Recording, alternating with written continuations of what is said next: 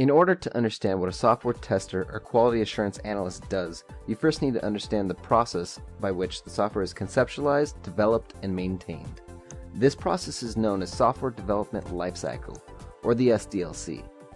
There are 7 key points to understanding the software development lifecycle. Phase 1, planning. Phase 2, requirement analysis. Phase 3, design. Phase 4, implementation and coding. Phase 5, testing. Phase 6, deployment. And Phase 7, maintenance. So it all starts with this guy, the customer. He's the guy that has the business idea for our invoice application and the money to get it started. He's going to reach out to multiple different tech companies until he finds one that he likes. Finally, he's going to meet our company's product owner or our project manager. They are going to discuss terms of their agreement, sign a deal, and accept the project. This will move us into the next phase, planning the requirements. Together, the customer and the product owner will outline the requirements of the application. Let's imagine that the requirements that they've both agreed upon are as follows. 1. User registration. 2. Login. 3. Logout. 4. The dashboard landing page. And so on and so forth. Throughout this course, we'll be running multiple iterations of the SDLC, to which new requirements and new features will be added. Now that we have the outlined requirements, let's take them and move on to the requirement analysis phase. Here's our team: operations, developers, product owners, and testers. We'll all meet up in an office for a few hours and define each outlined requirement and give more planning details. Let's start with requirement number 1, user registration. We'll need a username input field, a password field, a checkbox to accept the terms and conditions, a submit button, and the ability to save the user into our database. Then we'll move to requirement number 2, the login. We'll need a login page to allow returning users to log back into our system. For this, we need another username input field, a password field, along with another submit button. From this, we'll need to read the user's information out of the database and log them into our system. Requirement number 3 will require a logout button, usually located around the same area where the user was logging in from. When they press the logout button, it should clear their session out of the browser to prevent other people from returning and logging back into their account. Finally, requirement number 4, the dashboard. This will essentially be the home page of our application. After a new user is registered, they should be redirected to the dashboard. Also, when the user logs in with the returning account, they should be redirected to the dashboard. For our first SDLC, I will keep the requirements easy. In upcoming videos, we'll dive further in with much harder customer requirements. Once all of the requirements have been analyzed by the team and defined, the product owner will take all the defined requirements and create tickets in a project management system.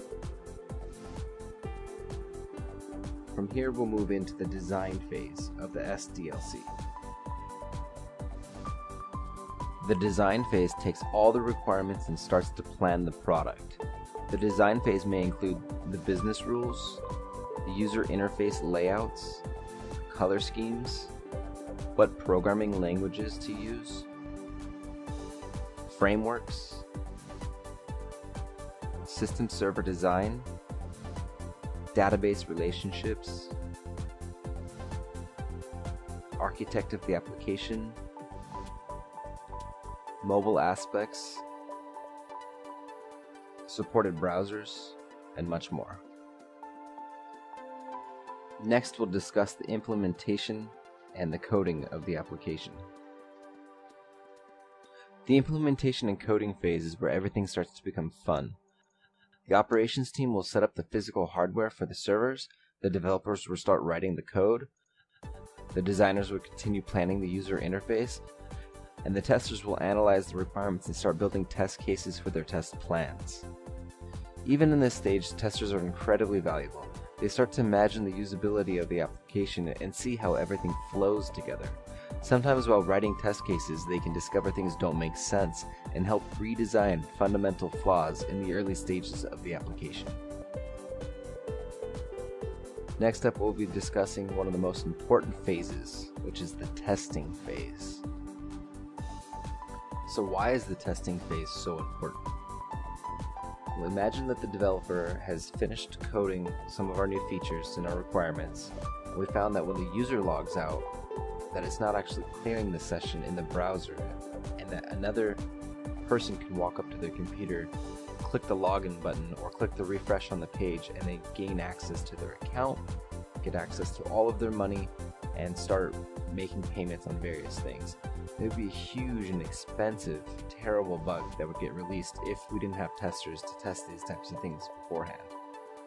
So what does a tester actually do during the testing phase?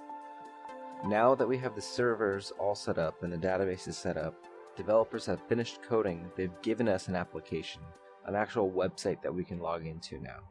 Now we can start testing and executing our test cases from the test plans that we've created, validate that all of the requirements have been met, make sure all the functionality is working as expected, find as many bugs as we possibly can, which could be color scheme is incorrect, or there's a user interface bug somewhere, a critical issue of people not being able to log out, maybe the users can't even register. There's so many mistakes that a developer can make and do make frequently.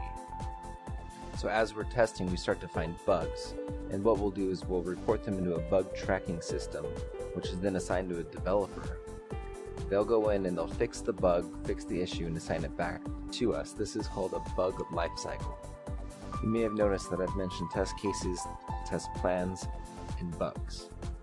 In the upcoming videos, we'll go into the bug lifecycle, iterating with developers, and how to write test plans and test cases. Up next, we'll talk about the deployment phase.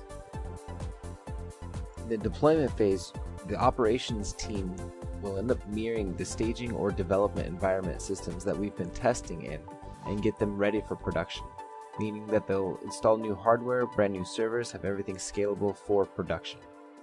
This includes setting up the links, setting up the databases for real users, syncing up with the development teams and release managers. Once they've completed all of these tasks, our application will go live to real users. This brings us to the final phase of the SDLC, maintenance.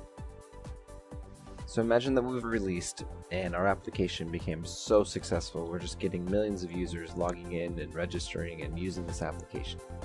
So we need to maintain the servers in the environment. They need to monitor that the load, the stress, everything coming on the servers by so many users logging in and using it, it doesn't bring down the system. Maybe we need to make larger servers, larger databases. Maybe we need to get faster computers. There's a lot of stuff that goes on during the maintenance phase.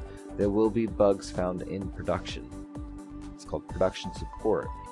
Frequently, users will email with their issues, and you can stop and investigate what they're complaining about or what their issue is, figure it out, write up a bug, get it resolved, and do another deployment to production with the issues fixed. So to summarize, we've discussed planning, requirement analysis, design, implementation and coding, testing, deployment, and maintenance. Alright, awesome. That wraps up the video on the SDLC. One last thing to say is once we're in the maintenance phase, new features will come through, new requirements will come through, and we'll restart the whole process again and be able to get new stuff added into our existing application.